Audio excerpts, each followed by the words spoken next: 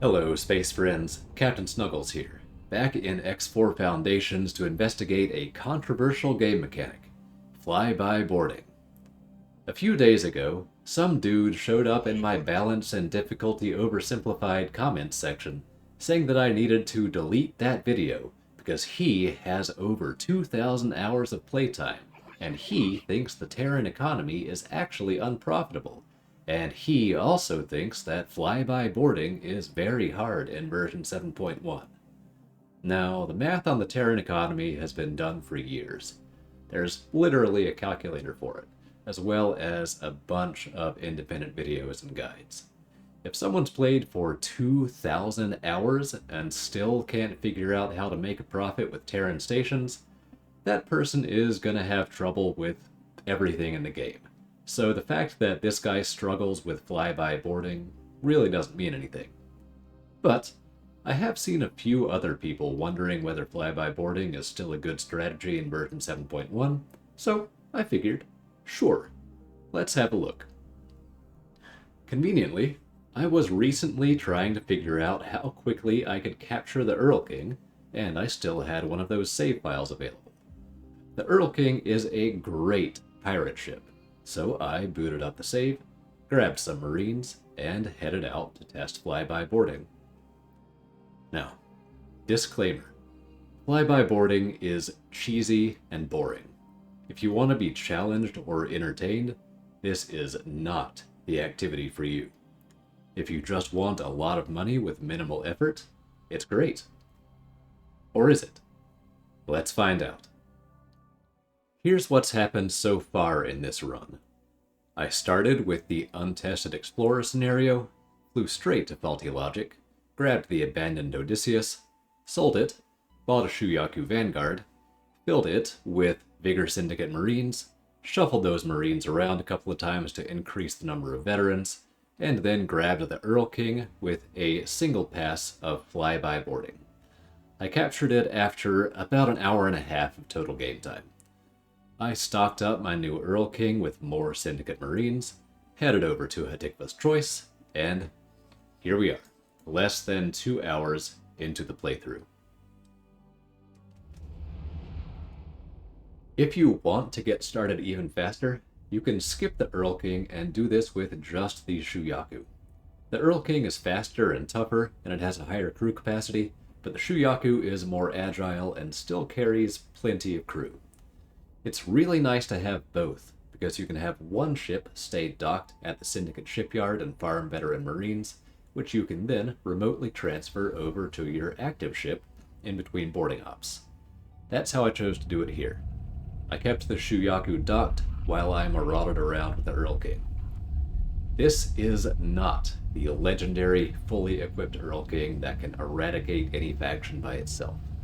This thing is straight out of the scrapyard, unmodified, without any of its unique equipment, and only defended by a handful of medium pulse turrets. It can't fight, it can barely turn, but it flies fast and carries tons of Marines, which is all we need for flyby boarding. Here's how it works. You find a target capital ship, fly at it in travel mode, wait till you're nice and close, pause the game, and start the boarding operation, with the approach and infiltration conditions set to very strong. Here's where a few things have changed in version 7. The instant you launch boarding pods, the target becomes hostile and will try to shoot down your pods with its turrets. Your pods launch in sequence rather than all at once, and they tend to spread out some, which overall increases their flight time. So, you want to plan your approach angle to launch your pods as close as possible to the target. If you do it right, most of your pods will land before your target's turrets are deployed, and most of the others will still make it through, considering how lousy turret accuracy is in version 7. Another thing that's changed is that you will lose reputation with the target's faction, if it successfully contacts the authorities. If you start the boarding operation in a system owned by the target's faction, or a close ally, the target can radio the authorities, causing you to lose reputation and also turning nearby police hostile. If it's out of comms range, or if you're in a system owned by a faction that's neutral to the target instead has to launch a distress drone. If the drone reaches the station, you lose reputation. And if you're in a system that's unclaimed, or one that's owned by a faction hostile to the target, there is no reputation penalty. I don't recommend doing this in systems hostile to the target, because the target's likely to get blown up by the system's defenders before your boarding operation is complete. I also don't recommend doing this in a system that's friendly to the target, for obvious reasons. Neutral systems are fine because distress drones are pathetically easy to shoot down. So that leaves unclaimed and neutral systems as viable hunting grounds. This is all basic common sense. If you're doing crime, you want to avoid getting caught. And that's the big difference between version 7 and previous versions. The difficulty hasn't really changed, but now you need to apply just a little bit of common sense when choosing targets. So, how difficult is this? And what's the payoff? Let's roll the clips. My first target was a Zyarth monitor. I had a solid approach vector, deployed my pods in a string along the length of the ship, but it was packing some beam turrets, so I did lose a few pods, about 10% of my Marines. Even so, about 20 minutes later, I had a shiny new monitor worth about 33 million credits. While those Marines were working, I popped over to Heretic's End and found myself a mammoth. And I ran straight into it. So instead of whizzing by it in travel mode, I backed up and then slowly cruised underneath it, then launched my Marines from a blistering speed of 90 meters per second. And yet, they all reached the target, I flew away safely, and a little while later, I had myself a mammoth worth about 14 million credits. Then, while that was happening, a Zeus jumped into the system.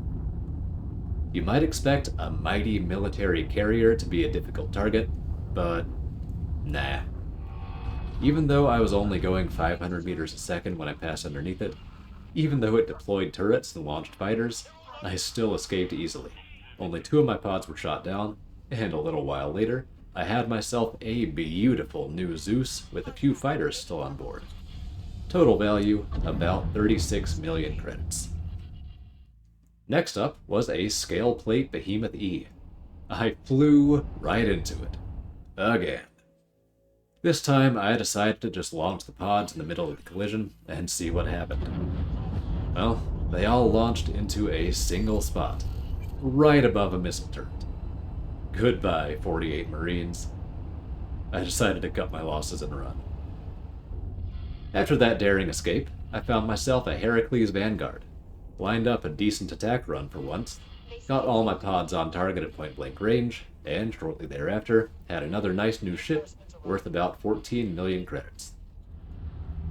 At this point, I had stolen just about every capital ship in the area, so I had to send out some scouts. I eventually tracked down this Zyarth elephant flying through Pyramid space.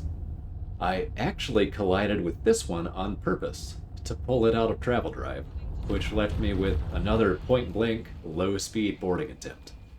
Despite the missile turrets, all my pods got through, and I got away. The elephant did deploy a distress drone, but I just destroyed it using one of the fighters from the captured Zeus. Easy money, another 17 million in the bank.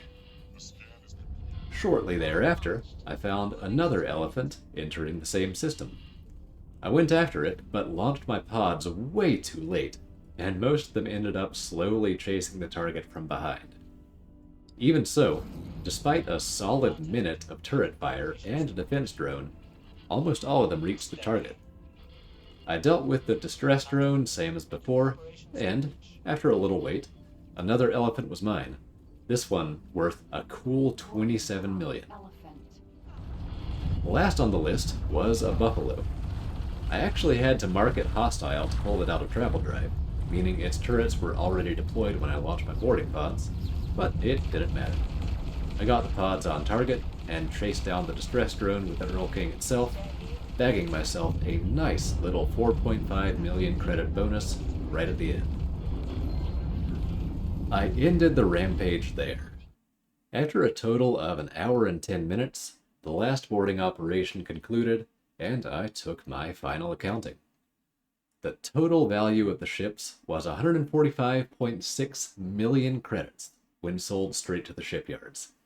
I could have gotten more by stripping their equipment first, but meh. During the operations, I lost 242 Marines worth 1.6 million credits, which brings the net profits to 144 million credits.